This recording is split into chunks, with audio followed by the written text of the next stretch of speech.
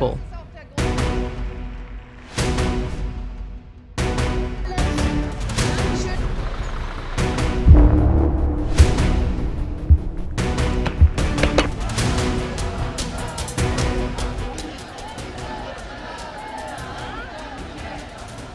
Anti-war fury swept through Hamburg as protesters filled Rathausmarkt Square to denounce NATO's Red Storm Bravo drills. Under tight police security, crowds chanted, waved flags, and carried banners that declared, "We aren't a war theater." Demonstrators said the government is militarizing society and sacrificing ordinary people.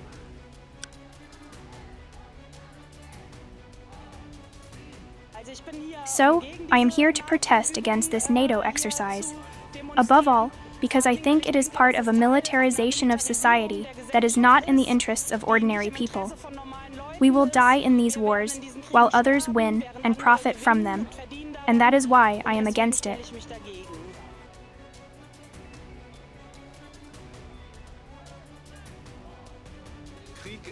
War is always a terrible crime for everyone involved, and the current militarization is intended to prepare us for war. In my view, we must prevent this from happening.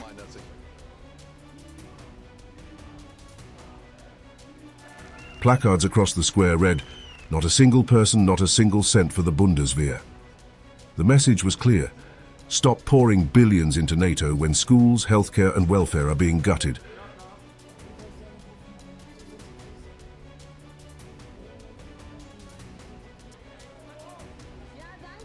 NATO is a military alliance, and we are against this huge amount of money going to the military, huge resources, instead of going to welfare, to healthcare, to schools and so on. It's a waste of money, and it's also to scare people that there will be a war imminent coming to Germany or to the other parts of Europe.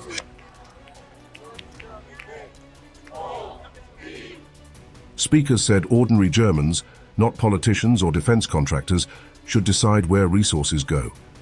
They accused NATO of fueling war in Europe, the US, Russia and China, while citizens face cuts and poverty. We want ordinary people and basic people to decide, and to decide where resources should go. This militarism is just feeding war in Europe, and as well as in Russia or in China or in the US.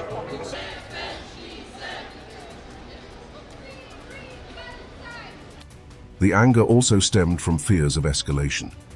Protesters warned that Hamburg was being dragged into Cold War-style confrontation, with NATO drills rehearsing night operations, armored convoys, and mass casualty scenarios.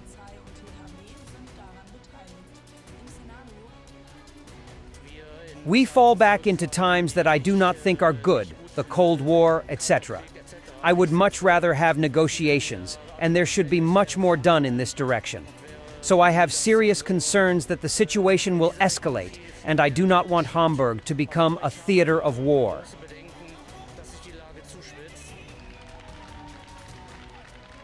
Demonstrators also voiced outrage at looming cuts to social services while the defense budget soars. They said those with little will suffer, while Germany's financial resources are misallocated to militarization. The fact that cuts are imminent everywhere, and that these cuts will primarily affect the poorer sections of the population. Those who already have little will receive even less, in effect. This bothers me greatly, especially since the Federal Republic of Germany and other countries have a great deal of financial resources at their disposal. There is a saying that the money is there, it is just somewhere else. Others blasted Berlin's pledge to raise defense spending without transparency. They argued no explanation was given for why Germans must fund a 5% defense budget at the expense of welfare.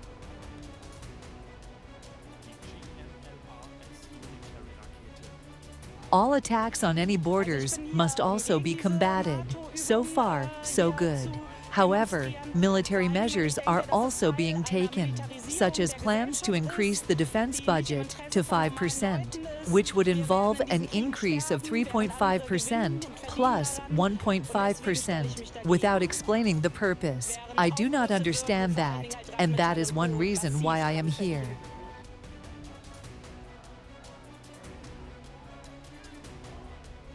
Inside the Bundestag, the fury echoed. AfD leader Alice Weidel unleashed a scathing assault on Chancellor Friedrich Merz, branding him the biggest bankrupt of all chancellors and accusing him of betraying citizens with reckless NATO spending, climate dogma, and mass migration. With this draft budget for 2026, you have created a monument for yourself. You will go down in history as the biggest bankrupt of all chancellors of the Federal Republic of Germany. This isn't just a betrayal of the citizens, to whom you promised something completely different. This is a direct march to national bankruptcy. Last year's peak of almost 22,000 corporate bankruptcies will even be surpassed by 2025. Hundreds of thousands of productive jobs have already been lost, and hundreds of thousands more will follow. The major manufacturers are going out of business, the German middle class is collapsing, and fates depend on these figures. Desperate families, shattered dreams, houses that can no longer be paid off, living standards that can no longer be maintained. That is your policy. Weidel warned the government was dismantling Germany itself, wrecking industry through the energy transition, demolishing nuclear plants, and fueling NATO's wars while abandoning the welfare state. You want to destroy the German economy in order to achieve your climate goals. You want to dismantle Germany, because if you cared about the German economy, you would have to go back on your broken election promise and reverse the nuclear phase-out, bringing down energy prices in this country. But instead you stand idly by and watch the ideologically motivated destruction of decommissioned power plants. The whole thing is lies and fraud, and the taxpayer is being ripped off.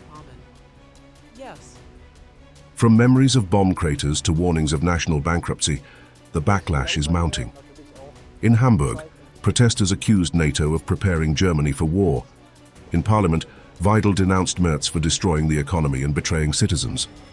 Across Germany, the cry grows louder. Not our war. Germans reject NATO's war games.